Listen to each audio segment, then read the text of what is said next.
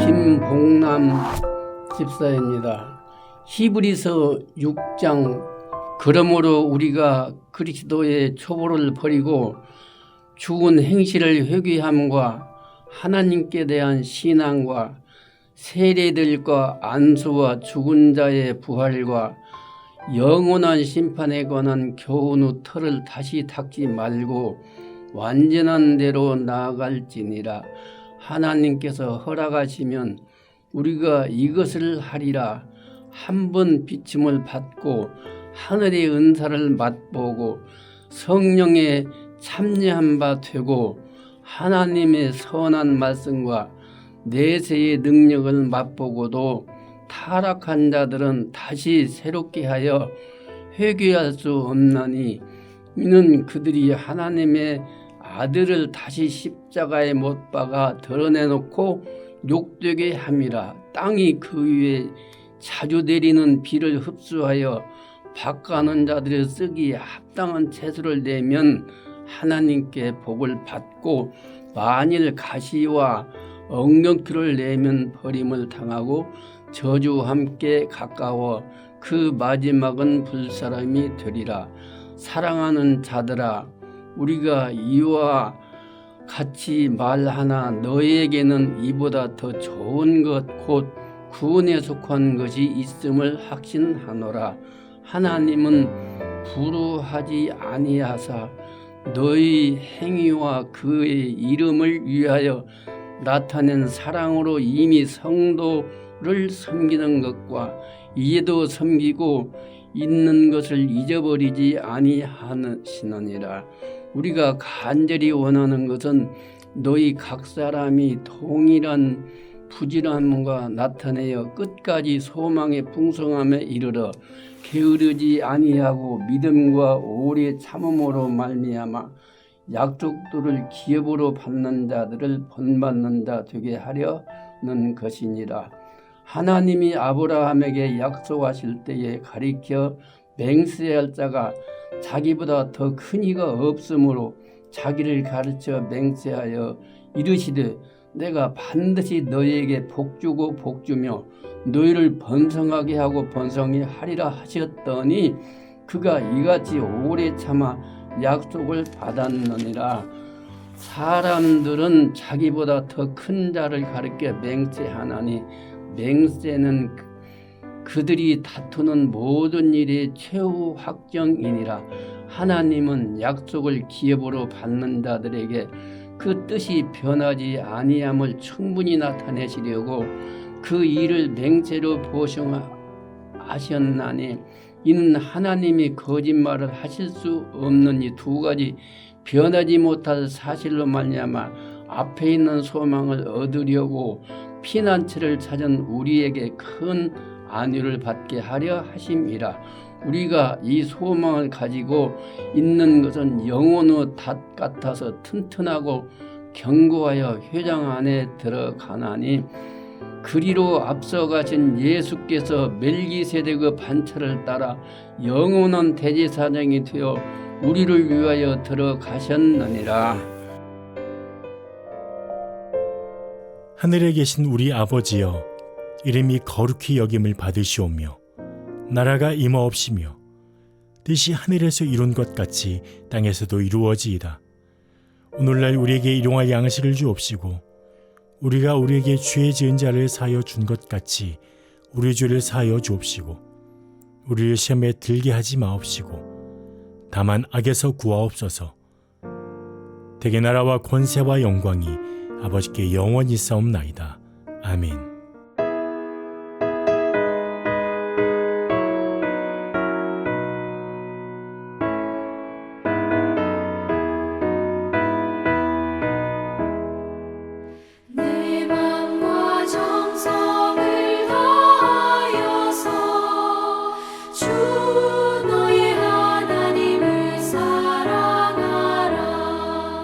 내 몸을 아끼고 사랑하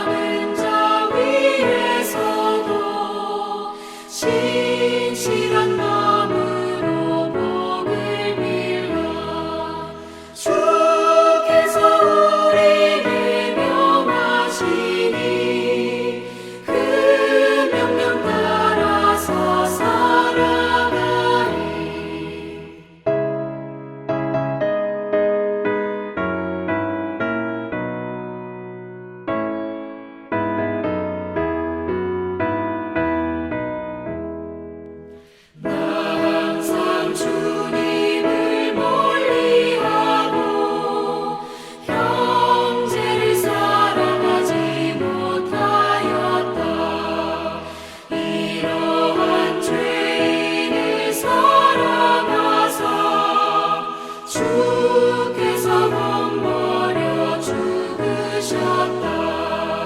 속죄 큰 사랑 받으리고 내 생명 다 바쳐 충성하리.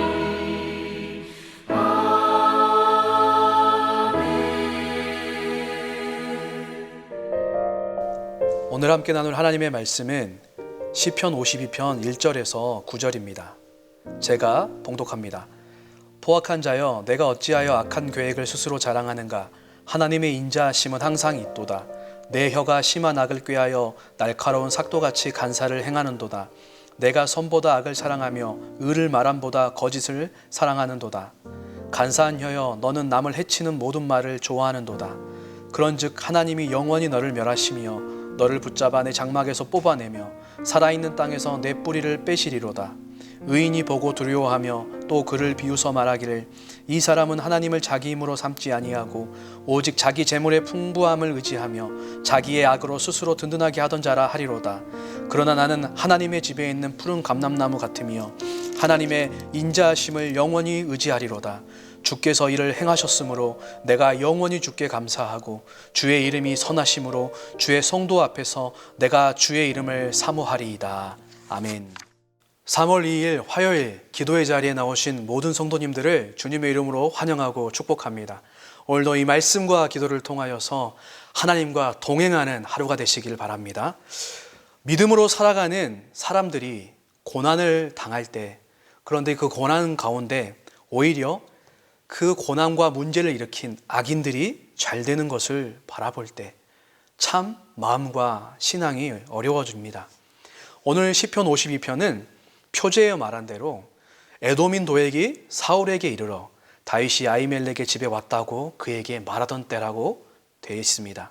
사무엘상 22장 6절 이하의 상황을 보여주고 있습니다. 다윗을 잡아 죽이려는 사울, 그런데 이때를 놓치지 않고 사울의 목자장이었던 에돔 사람 도액이 대제사장 아히멜렉이 이 놋땅으로 도피한 다윗에게 음식과 골리앗의 칼을 제공했다는 것을 고발합니다. 결국 사울은 이 놋땅에 모든 제사장들을 소집하고 그 제사장들에게 다윗과의 공모죄를 씌워서 이 제사장들 85명을 죽입니다. 이 일을 바로 고발했던 에돔 사람 도액이 하는 것이죠. 그런데 이때 제사장들만 죽는 게 아니라 노베에 있던 남녀, 노소, 젖먹이까지 그리고 소와 나귀와 양들까지 모두 죽게 됩니다. 어떻게 이럴 수 있을까요? 자신 때문에 한 지역의 모든 사람이 죽었습니다. 다윗은 이때 당시에 마음이 어떠했겠습니까? 그때를 배경으로 이 시편 52편을 기록합니다. 이 시편은 악인과 의인의 삶이 어떤 삶인지, 또 의인들은 이런 상황에서 어떻게 살아야 되는지를 우리에게 말씀해 주고 있습니다. 1절은 이 도액과 같은 사람을 향하여서 다윗은 말합니다. 이 포악한 자여 라고 시작합니다. 도액은 정말 포악한 자입니다. 그런데 이 히브리어 원어로 보면 이 포악한 자라는 뜻은 위대한 영웅, 용감한 자, 큰 자라는 뜻이 있습니다. 그런데 오늘 이 다윗은 이렇게 얘기하면서 이걸 반어적으로 사용하고 있는 것이죠. 긍정적으로 사용한 게 아닙니다. 그러면서 너는 어찌하여 악한 계획을 스스로 자랑하는가 라고 합니다. 자신의 악한 계획을 자랑하고 있다라고 합니다. 사울과 다윗 사이에 서서 다윗이 어떻게 되든 놋담의 사람들이 어떻게 되든 관심 없습니다. 정치적으로 이것을 이용해서 내 위치를 어떻게 견고히 할 것인가, 7절의 말씀처럼 이 시간을 통하여서 내 재물을 어떻게 풍부하게 늘릴 것인가, 이것을 계획하고 이것을 실행하고 성공했습니다. 그리고 이거를 자랑하고 있다는 것이죠. 얼마나 악한 모습입니까?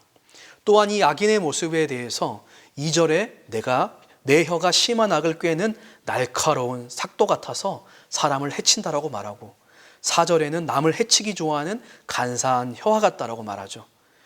3절에 보니까 이 악인들의 마음의 중심과 태도에 대해서 선보다 악을 사랑하고 의를 말함보다 거짓을 사랑한다라고 말합니다. 이 악인들의 모습이 말에 집중되어 있지만 말은 마음속에서 쌓은 것들이 겉으로 표출되는 것이죠.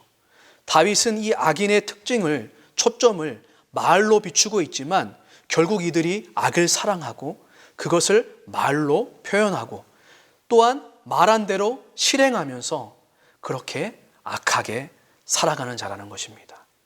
결국 이것은 자기 스스로를 높이는, 자기 스스로를 의지하는 그런 삶의 모습인 것이죠. 안타까운 것은 이것이 도액, 이 한 사람만의 모습인가 하는 것입니다. 오늘을 살아가는 많은 사람들의 모습이 아닌가요? 자신의 위치와 물질의 풍부와 만족을 위해서 다른 사람들을 향하여서 그렇게 말하고 행동하며 살아가고 있습니다. 그것을 자랑하며 뽐내는 교만한 모습인 것이죠. 이 모습은 바로 자기 스스로를 의지하고 믿는 자의 모습입니다. 이런 악한 자들을 어떻게 합니까? 다윗은 5절에서 이렇게 말합니다. 그런즉 하나님이 영원히 너희를 멸하시며 너희를 붙잡아 내 장막에서 뽑아내며 살아있는 땅에서 내 뿌리를 빼시리로다. 하나님께서 너를 넘어뜨리고 영원히 없애버리셨으면 좋겠다. 너를 장막에서 끌어내어, 이거는 표준 세번역에서 번역한 부분인데, 갈기갈기 찢어서 사람 사는 땅에서 영원히 뿌리 뽑아 버리실 것이다 라고 간구하고 있습니다.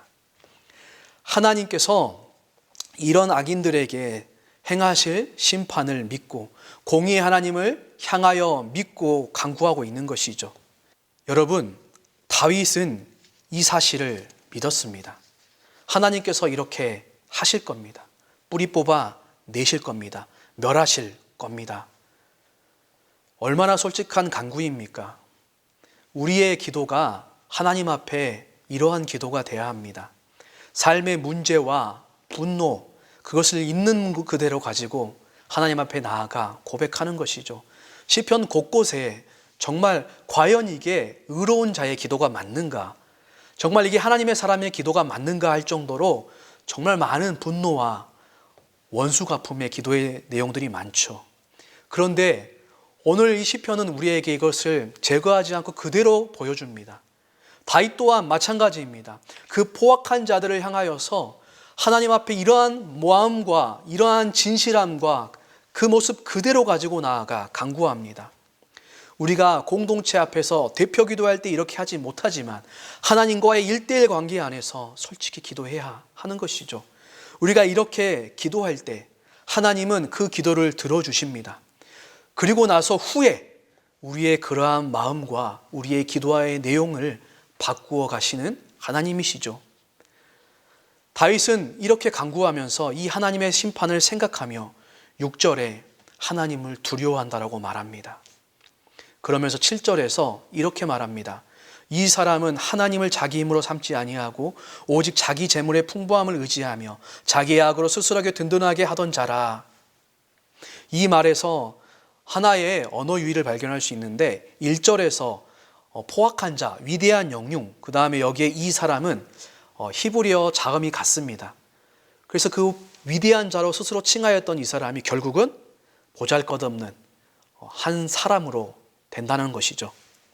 하나님 앞에서, 이 하나님의 심판 앞에서, 공의의 하나님 앞에서 손가락 하나 까딱하지 못하고 멸망당하고 장막에서 뽑힘인 그냥 한낱 작은 이 사람, 인간에 불과하다는 것입니다.